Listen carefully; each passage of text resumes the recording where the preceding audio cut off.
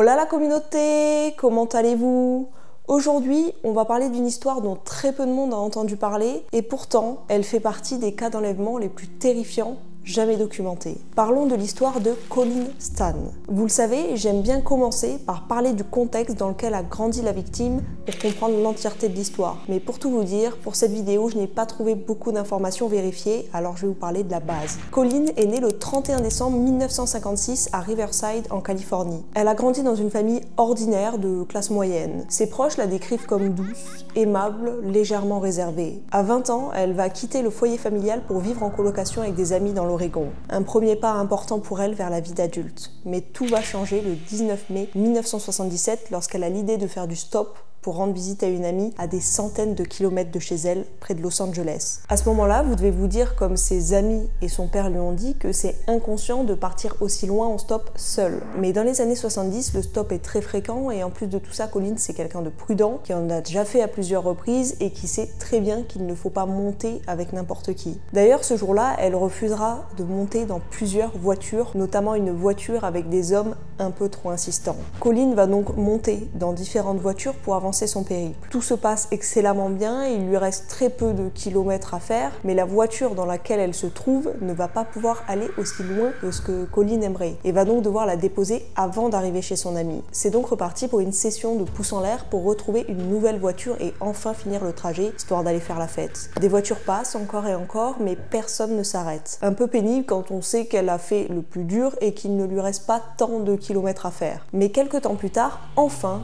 une voiture ralentit à hauteur de Colin. À l'intérieur, un homme, sa femme et leur bébé. Le meilleur combo possible, vous vous en doutez, pour finir le trajet en sécurité. Elle monte dans la voiture et tout le monde se présente rapidement. Le conducteur dit s'appeler Cameron Hooker, il a 23 ans, et il est avec sa femme, Janice, qui est plus jeune encore. Leur bébé, lui, a 7 mois. Pendant les premiers kilomètres, tout semble normal. Cameron est poli, Janice est silencieuse, Colin parle un peu, puis se tait. Elle regarde le paysage défiler, bref, un covoiturage des plus basiques. Enfin, des plus basiques, à part une chose assez étrange, Cameron regarde souvent Colin dans le rétroviseur, ce qui met fortement Colin mal à l'aise. Ils vont finir par s'arrêter dans une station-service pour faire le plein. Colin entre dans la boutique pour aller aux toilettes et d'un coup, une petite voix dans sa tête va lui dire de fuir le plus loin possible et de ne surtout pas remonter dans la voiture. Mais elle hésite, se regarde dans le miroir, se ravise par politesse, par peur de se tromper. Après tout, ils l'ont pris gentiment en stop pour la dépanner, donc elle se sent stupide d'avoir ce genre de peur. On parle quand même d'un couple avec un bébé, pas d'un homme seul en tenue de prisonnier avec un couteau à la ceinture. Elle remonte donc dans la voiture et va voir sur le siège arrière une boîte en bois assez étrange qui n'était pas là initialement. Bref, bizarre, mais rien non plus de très suspect, c'est une boîte en bois,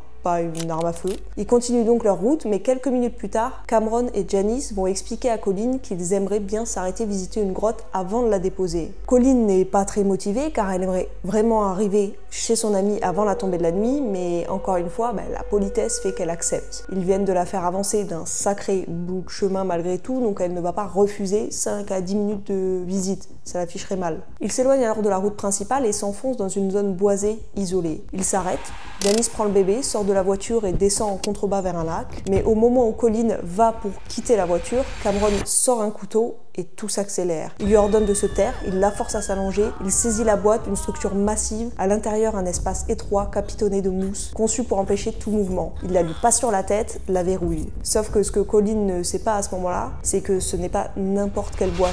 Elle est fabriquée sur mesure pour isoler les sons, bloquer la lumière et la priver de tout repère. Elle ne voit plus rien, elle n'entend plus que sa respiration qui ralentit au fur et à mesure du fait qu'elle ait du mal à respirer à l'intérieur. C'est le début d'un voyage de plusieurs minutes. Cameron Hooker conduit, Janice, sa femme, est assise avec leur bébé. Ils ne parlent pas. Colin, elle suffoque, mais tente de ne pas paniquer, se concentre sur une seule chose, rester consciente. Le trajet finira par prendre fin à Red Bluff, une petite ville dans laquelle se trouve la maison des Hooker.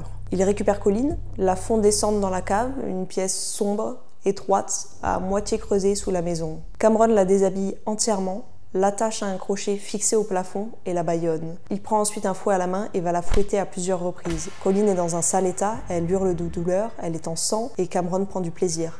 Tellement de plaisir qu'il va faire venir Janice et qu'ils vont faire l'amour devant Colin. Après ça, il la détache et la place à nouveau dans une boîte. Une autre, encore plus étroite, qui ressemble à un cercueil, et la referme. Un cercueil horizontal, sans lumière, sans air frais à part un petit trou, sans sortie. Elle y restera enfermée parfois jusqu'à 23 heures par jour, sans pouvoir bouger son corps. Les premières heures sont les plus terrifiantes. Colin tente de comprendre ce qui lui arrive. Elle ne sait rien de ses ravisseurs, elle ne sait pas si ce sont leurs vrais noms qu'ils lui ont donnés, elle ne sait même pas s'ils comptent la tuer. Son monde a été réduit à cette boîte dans laquelle elle ne voit pas la lumière, elle ne sait pas si c'est le jour ou la nuit, elle n'a aucun repère. Et les seules fois où elle verra le jour, c'est quand Cameron la sortira de la boîte pour la nourrir, la déshabiller, la torturer, encore et encore. Mais Colin ne dit pas un mot. Pour une seule raison, Cameron lui dira que si jamais elle crie, il lui coupe les cordes vocales, et qu'il l'a déjà fait. Retenez bien cette phrase, elle a son importance. Et c'est ainsi que commence le conditionnement. Cameron Hooker est méthodique, obsédé par le contrôle, par la soumission absolue. Il ne cherche pas simplement à faire mal,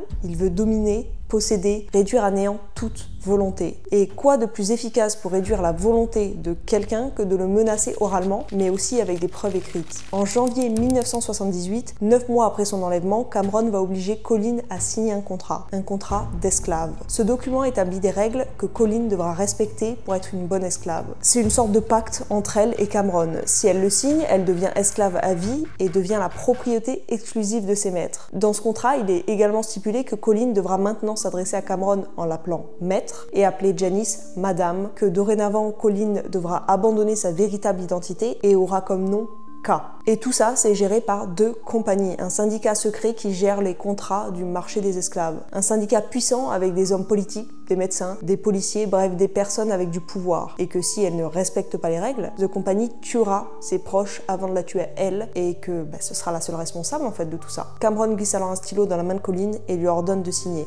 Ce qu'elle va faire. Et ça va permettre une chose positive. Colin va avoir le droit de sortir de la boîte et avoir plus de liberté. Bon, vous vous en doutez, plus de liberté ne veut pas dire aller boire des cocktails sur la plage, mais plutôt avoir le droit de monter au rez-de-chaussée de la maison pour faire des tâches ménagères comme une esclave pendant plusieurs heures par jour, jusqu'à redescendre dans la boîte. En avril 1978, soit quelques mois plus tard, Janice est enceinte de leur deuxième enfant. Oui, encore un, voilà comment remplir le monde de personnes malades psychologiquement qui grandiront de manière instable après avoir eu une éducation de la sorte. Bref, les Hooker, faute de moyens, vont devoir déménager. Ils s'installent donc dans un mobil-home, et mobil-home égale plus de cave. Colin est donc déplacée de la cave à un autre espace sous le lit de Cameron et Janice. Là aussi, une boîte y est installée et elle y est enfermée pendant les nuits. Mais à côté se trouve aussi le sac à main de Colin et une photo d'une jeune fille qu'elle ne connaît pas. Et même dans ce mobil-home, malgré tout ce que Colin endure, à aucun moment elle ne hurle. Parce qu'elle comprend déjà que cela ne servira à rien. Elle est isolée, personne ne viendra, personne ne sait qu'elle est ici en fait. Le cerveau humain a une capacité étrange à s'adapter à l'horreur. Très vite, Colin entre dans une forme de routine mentale. Elle obéit, elle endure, elle attend. Le moindre geste de Cameron devient un repère, sa voix, son pas, son silence. Janice Hooker, elle, reste en arrière-plan. Elle ne parle presque jamais à Colin, elle observe, elle obéit aussi car Janice n'est pas une otage, elle est la femme du ravisseur, complice mais aussi victime à sa façon. Elle-même soumise à Cameron depuis l'adolescence en fait, utilisée sexuellement, battue, persuadée que la seule manière d'échapper à son rôle de souffre-douleur, c'est de le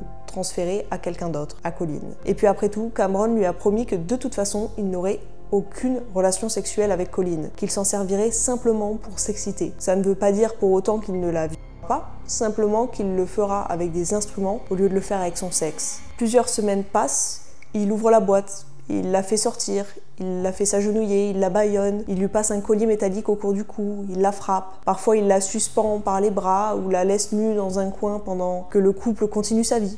Ils vont à l'église, Cameron part travailler, personne ne se doute qu'ils cachent une jeune femme dans une boîte sous leur lit. En septembre 1978, Janice donne naissance à une deuxième petite fille dans le lit du couple, alors que Colin est enfermé dessous. Oui, vous avez bien entendu.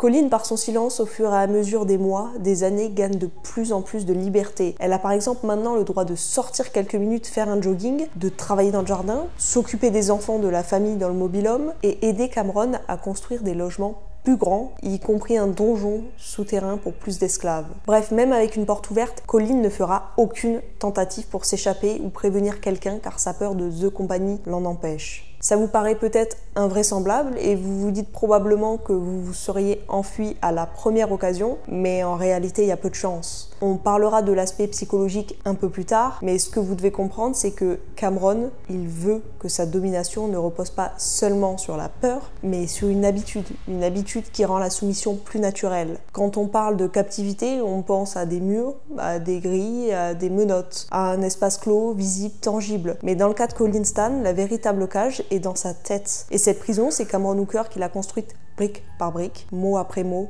règle après règle. Et Colin, pour ne pas craquer, elle développe des stratégies mentales. Elle se parle à elle-même intérieurement, elle se crée des mondes imaginaires, des récits, des souvenirs, des illusions. Elle tente de rester en vie non seulement physiquement, mais aussi psychologiquement. Vous commencez donc à comprendre le plus grand paradoxe de sa captivité. Elle est prisonnière même lorsqu'elle est en dehors de la boîte ou encore dans la ville en train de se faire un jogging sans surveillance et sans chaîne. Les jours passent, les semaines passent et Cameron va se rapprocher de Colin quand Janice ne sera pas là et finira par la violer à plusieurs reprises. Ce qui va faire gagner encore plus de liberté à Colin qui aura même le droit le 6 juin 1980, après 3 ans de captivité, d'appeler ses parents. Quelques mois plus tard, elle aura à nouveau le droit d'appeler chez elle. Elle ne dira jamais grand chose, les appels ne durent pas longtemps et lui permettent à peine de demander si tout le monde va bien. Le 20 mars 1981, 4 ans après son enlèvement, Cameron fait quelque chose d'impensable. Il autorise Colin à rendre visite à ses parents. Mais attention, avant d'y aller, elle doit passer un test qui doit prouver sa loyauté. Il demande à Colin de s'agenouiller devant lui, il lui tend un pistolet et lui ordonne de se le mettre dans la bouche et d'appuyer sur la détente. Colin accepte, elle sait que c'est sa seule chance d'aller voir sa famille et de satisfaire Cameron.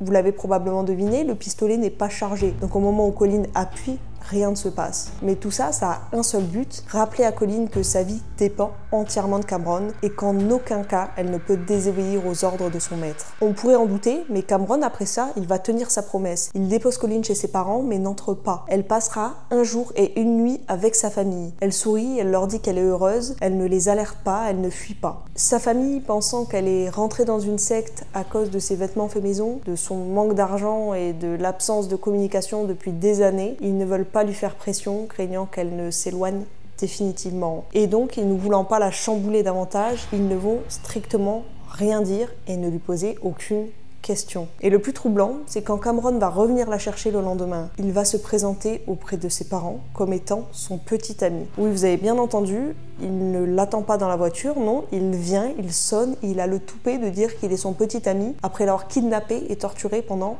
des années. La sœur de Colin, trouvant tout ça un peu étrange, prendra même une photo d'eux ce jour-là, histoire d'avoir une photo de Cameron au cas où, quoi. Excellent réflexe que seule elle aura d'ailleurs, les parents de Colin non.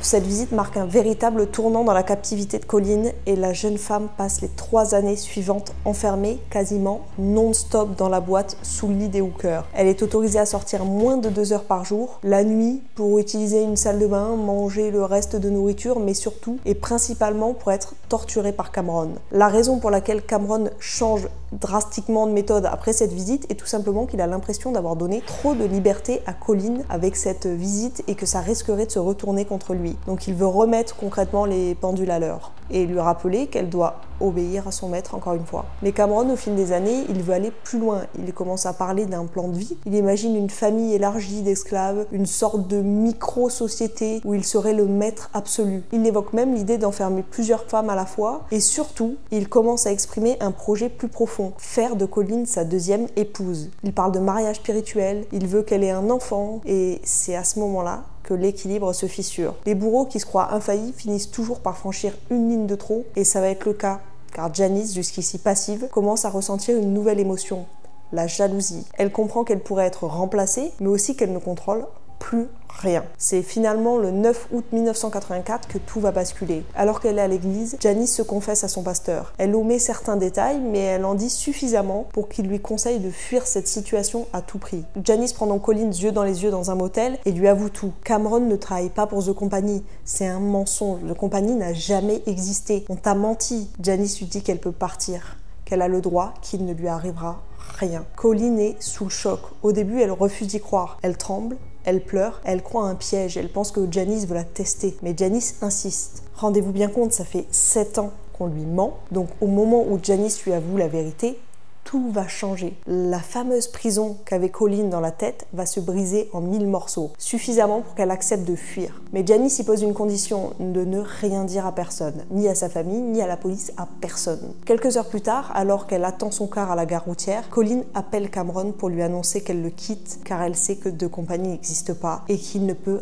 rien faire pour l'en empêcher. Il éclate en sanglots, oui, vous avez bien entendu, il pleure en entendant ça. Mais Colleen raccroche, puis elle monte dans le bus et quitte Red Bluff sans regarder derrière elle. Ce jour-là marque la fin d'une séquestration de plus de 7 ans. Et pourtant, lorsqu'elle revient enfin chez elle, elle ne peut se résoudre à parler. Elle préfère essayer de tout oublier. Mais surtout, elle passera des dizaines d'appels au hooker, et notamment à Cameron. Ils discutent, se raconte leur vie, puis raccroche. Mais tout va changer après une énième discussion entre Janice et son pasteur. C'est lui qui contacte les autorités avec l'accord de Janice. Elle est convoquée au commissariat pour un interrogatoire et elle avoue tout. Elle avouera même autre chose. Vous savez, je vous ai parlé tout à l'heure de cordes vocales coupées et d'une photo d'une jeune femme sous le lit des hookers. Et bien cette jeune fille, c'est Marie, 19 ans, disparue le 31 janvier 1976 à Chico en Californie. Et elle aussi a été kidnappée avec exactement le même process que pour Colleen. Sauf qu'elle a crié, elle n'a cessé de crier, ce qui a énervé Cameron qui a décidé de lui couper les cordes vocales et elle en est morte. Le couple a ensuite mis le corps de Marie dans des couvertures et l'a enterré dans une tombe peu profonde près d'un parc national. Les autorités ne parvenant pas à localiser les restes,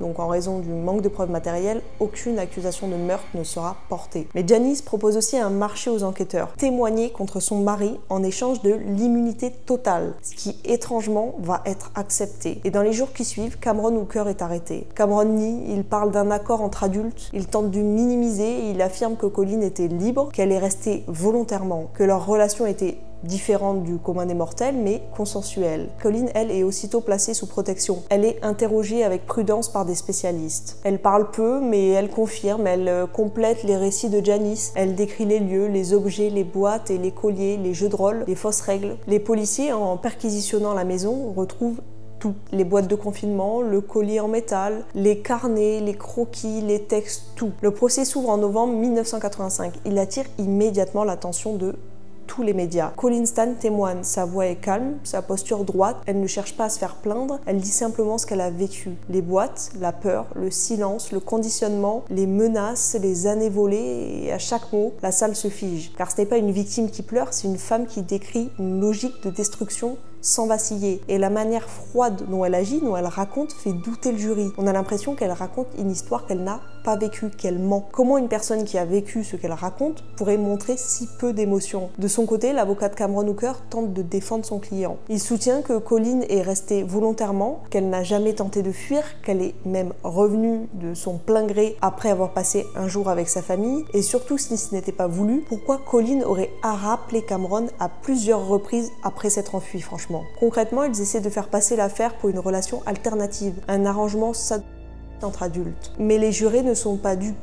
Ils voient les boîtes, ils lisent les carnets. Et heureusement, surtout, pour appuyer les dires de Colleen, les psychiatres sont là pour expliquer que Colleen Stan a subi un conditionnement psychologique si extrême que sa volonté a été dissoute, que ce n'est pas du consentement et surtout qu'elle s'est dissociée pour pouvoir survivre. En parallèle, des psychologues, des criminologues, des sociologues s'intéressent à l'affaire. Certains parlent de conditionnement extrême, d'autres de syndrome de Stockholm, d'autres encore y voient un cas d'emprisonnement moral. Rien d'étonnant donc au fait qu'elle appelle Cameron alors qu'elle est libre. Certains expliquent aussi que le rappeler après, c'est aussi une manière de le surveiller pour une victime, de savoir où il est, ce qu'il fait. Tout ça va permettre à ce que Cameron Hooker soit reconnu coupable. Les chefs d'accusation sont multiples. Enlèvement, séquestration, torture, agression avec violence et usage de contraintes psychologiques. Il est condamné à 104 ans de prison. Le 7 avril 2015, sa demande de libération conditionnelle est rejetée. Cameron sera admissible à une nouvelle audience en 2030. Cependant, en raison de la pandémie du Covid-19,